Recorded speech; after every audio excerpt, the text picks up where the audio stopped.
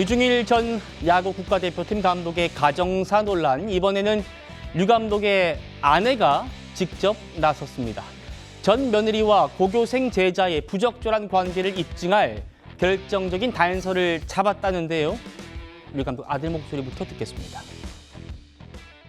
짐을 챙기는 과정에 남성의 체액이 묻은 그 교복을 침대 아래서 발견하게 됐습니다. 사설 업체에 맡겨서 간접적인 대조를 통해서 주인이 남학생인 것을 밝혔고 국과수로 가게 돼서 동일한 결과가 나왔다라는 것을 제가 전해 듣게 됐습니다. 너무 명확한 증거인데 저를 얼마나 무시했으면 이거를 집에 들고 올 생각을 했을까. 근데 무엇보다도 구매 날짜나 호텔 간 날짜를 보면 제 아들을 둔 상태에서 그런 행위를 했다는 게 류중일 감독의 아내분이 그제 올린 장문의 입장문의 핵심 내용을 저희가 정리를 해보았습니다. 날짜별로 이런저런 일이 있었다라고 올리신 건데요. 2024년 1월 17일에 전 며느리가 코스프레 교복, 그러니까 실제 교복이 아니고 교복을 본따서 만든 코스프레 교복과 속옷을 주문했다는 겁니다. 날짜가 특정돼 있죠. 그리고 1월 24일, 일주일 뒤부터 26일, 27일, 28일 손자를 동반해서 두 곳의 호텔에서 이 코스프레 교복을 사용했다 이렇게 주장하고 있고요. 결정적으로 1월 29일 날 이렇게 호텔을 4일 동안 간 뒤에 숨겨둔 짐에서 며느리가 숨겨둔 짐에서 이 남학생의 체액이 묻은 교복을 발견했다라는 겁니다. 권상희 평론가님. 그동안 사돈 측은 제자들과 호캉스만 즐겼을 뿐 부적절한 행동은 없었다라고 항변했는데 이 얘기가 사실이라면 결정적인 증거 될 것 같은데요. 일단 좀 지켜봐야 될 게 이전에 며느리 측에서 주장한 내용을 보면 제자는 간이 침대에서 재웠다 이렇게 이야기를 했어요. 그러면서 그렇죠. 사진과 결제 내역으로 반박을 했는데 일단 지금 오늘 나온 그러니까 류중일 전 감독의 아내 입장문을 보면 이 관련한 날짜들 이미 호텔 CCTV에는 방송을 통해서 여러 방송을 통해서 이미 공개가 됐죠. 그리고 카드 결제 기록이라든지 코스프레 의류 구매 내역, 아마 이 내역들을 보고 이렇게 입장문을 낸 것 같은데 중요한 건 이 자료들이 이미 류중일 전 감독 측에서 검찰에 제출한 자료라고 알려져 있습니다. 네. 그런데 중요한 건 검찰에서 지금 증거불충분으로 불기소 처리가 된 상황이잖아요. 불기소 처분이 내려진 상황입니다. 그렇기 때문에 검찰의 어떤 항고 재수사나 재판에서만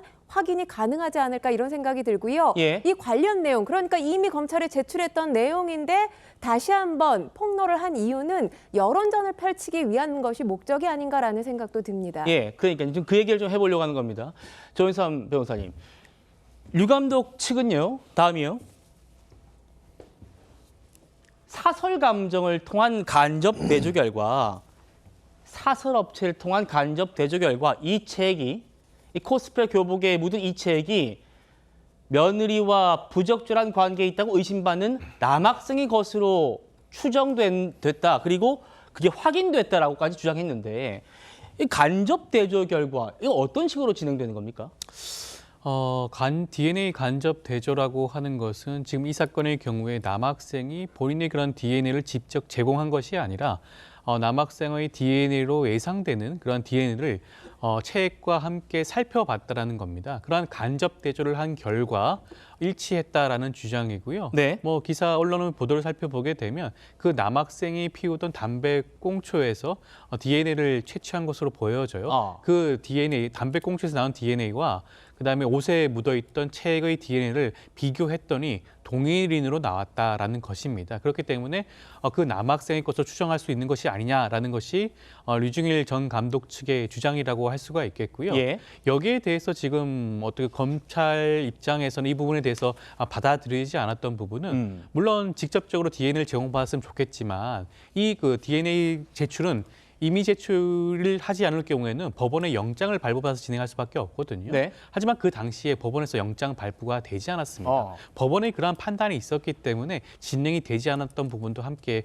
생각을 해봐야 되지 않을까 싶습니다. 예, 그러니까 그 남학생이 피우던 담배꽁초의 DNA와 이 코스프레 교복에 묻어있는 책을 비교했더니 사설업체에서는 동일 인물이다 이렇게 판정받았다는 겁니다. 그런데 말씀드리신 것처럼 이런 증거들이 실제 검찰 수사 단계에서는 결정적인 증거로 채택이 안 됐고 결국 불기소 결정이 났다는 겁니다. 민사에서는 부적절한 관계다라고 하는데 형사 사건에서는 증거가 부족하니까 그냥 불기소된 거예요. 너무 억울하니까 이게 증거가 부족해가지고 안 된다. 이게 말도 안 되는 거. 그래서 제가 나온 거예요. 서울전 변호사님, 네. 제가 듣기로 이 사설업체에서만 한 게 아니고 결국 국과수까지 가서 사설업체와 똑같은 답변까지 결과까지 받았는데 이게 증거로 채택이 안 됐다는 겁니다. 검찰 입장은 뭐고 그러면 이 DNA 검출 그 남학생 DNA 직접 강제로 채취할 수는 없는 겁니까? 네, 이거 이제 강제로 채취하기 위해서는 수검명령이라고 하는 것을 신청을 해가지고 법원에 영장이 있어야 됩니다. 어떤 인신에 대한 강제력을 행사하는 것이기 때문에 단순히 어떤 뭐 임의 제출하지 않는 한은 그걸 강제로 할 수는 없는데 이 수검명령도 법원에서 영장 발부가 안 된 것 같아요. 이 사건을 보니까. 그래서 직접 대조가 안 됐고 그렇다고 한다면 이것을 뭐 예를 들어서 제일 처음에 아예 수사기관에 제출을 해서 DNA 감정을 해달라고 신청을 했다라고 한다면 받아들였을 확률도 조금은 있었을 거라고 생각을 합니다만은 네. 이걸 먼저 사설업체에다 감정을 맡겼거든요.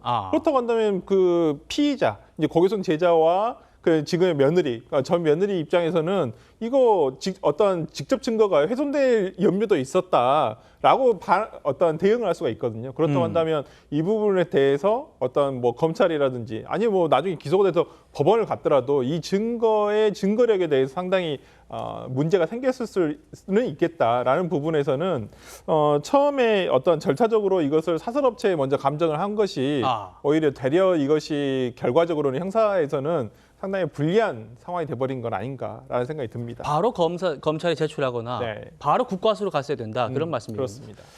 알겠습니다. 류 감독의 전 사도는 뭐 들으신 것처럼 우리 딸은 제자와 호텔에 간 건 맞는데 호캉스였을 뿐이고 제자의 대학 면접을 위해서 함께 투숙만 했고 간이 치는데도 따로 결제했다라고 주장하고 있죠. 류 감독 아들 목소리 좀 더 들어보시죠. 전처의 불륜이 발각되고 나서 전 장인어른이 저를 부르시더라고요. 너 계속 이러면 형사적으로는 우리가 널 고소할 수밖에 없다. 회장도 이제 불륜하고 잘 산다. 저희는 상처를 많이 입었죠. 저 전처랑 10년 이상 만났고 전 장인어른과도 거의 한 8년, 9년을 함께 했는데 가족이라고 생각했던 사람이 2차 가해, 3차 가해를 가하고 있으니까 너무 답답한 마음에 이렇게 지금 고소를 하고 있는. 글쎄요. 전 며느리의 아버지는 다른 제자들과 호캉스를 간다. 그리고 제자 대학 면접을 위해서 함께 투숙까지 했다. 라면서도 간이 침대를 따로 결제했기 때문에 부적절한 관계가 없었다라고 하는데 평론가님, 류 감독의 아들에게 돌아온 장인 처가의 얘기는 누구는 어느 기업의 회장도 불륜하고 잘 살지 않느냐 이런 거였다는 거예요? 상당히 직접 들었다면 너무너무 황당한 그런 발언이지 않나라는 생각이 듭니다. 무책임하고 부적절한 발언이라는 생각이 드는데요. 이 발언 자체가 불륜이라는 행위를 정당화시키는 발언으로 해석될 여지가 있습니다. 도덕적 기준 무너뜨리고 또 지금 상대방 가족은 상당히 고통스럽지 않겠습니까? 이런 상황에서 뭔가 법적 또 사회적 책임을 희석시키는 잘못된 논리를 펼치고 있는 것이 아닌가라는 생각이 드는데요. 예. 일단 뭐 지금 오늘 류중일 전 감독의 부인이 또 이런 목소리를 냈지요. 본인 딸이 빌미를 제공했다면 원하는 대로 해주겠다. 그리고 부모를 걸고 불륜이 아니라고 며느리가 이야기를 했다는 거예요. 불륜이라면 아이를 평생 안 봐도 좋다. 이렇게 얘기를 했는데 그 어떤 약속도 지켜지지 않았다라고 이야기를 하고 있습니다. 예. 사실 이번 이슈를 보면서 한 가지 안타까운 게 지금 이들 전 부부라고 말씀을 드려야죠. 이혼을 했기 때문에. 그렇죠. 30대예요. 그리고 아이도 있습니다. 그런데 부부 간의 갈등이 이혼이 되면서 가족 간의 갈등, 그리고 이것이 이제 이 지금 전 아내였던 사람, 그러니까 류중일 전 감독에게는 며느리죠. 전 며느리가 교사였기 때문에 이 가족 간의 갈등이 공공의장으로 넘어온 상황이에요. 애초에 교사의 어떤 직업적인 윤리 그리고 아동보호 논의를 촉발하기도 했는데 지금 계속해서 뭔가 양측 간의 폭로가 더해지면서 예. 이 관련 이슈, 그러니까 정말 논의되어야 할 이슈의 어떤 중점적인 본질이 희석되고 있는 것이 아닌가라는 생각이 듭니다.